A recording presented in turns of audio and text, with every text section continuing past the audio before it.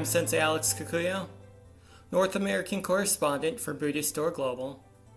Thanks for joining me for this episode of The Ordinary Buddhist. The title of today's talk is Look at the Moon.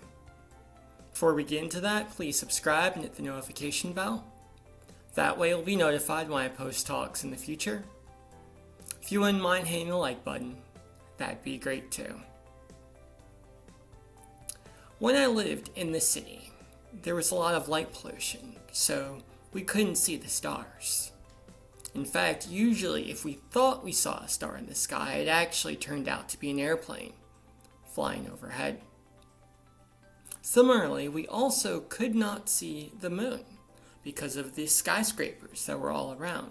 Sure, every now and then if you looked up at just the right angle, at just the right night, you might see a sliver of it, but for the most part, in the city there were no moon and there was no stars. Now that I'm in the country, there's very little light pollution and there's lots of stars. There's also the moon, which I can see every time I go out at night and look up.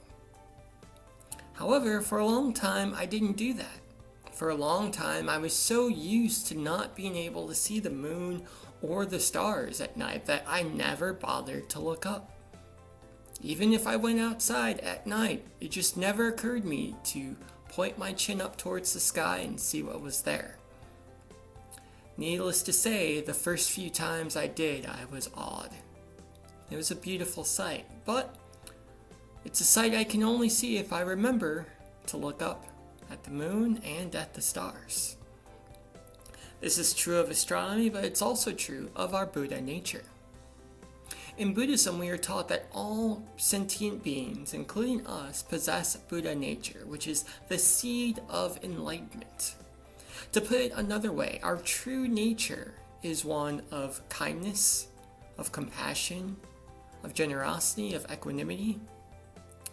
And it was only because we suffer from the poisons of greed, anger, and ignorance that we sometimes lose sight of our Buddha nature in the same way that because of light pollution we may lose sight of the moon and the stars. That's why it is so important for us to practice the traditional Buddhist teachings of seated meditation, chanting, sutra study, prostrations, because it is in this way that we intentionally look to find our Buddha nature, to find the seed of basic goodness that is within each of us, in the same way that we must be intentional and go outside and look up if we want to see the moon and the stars.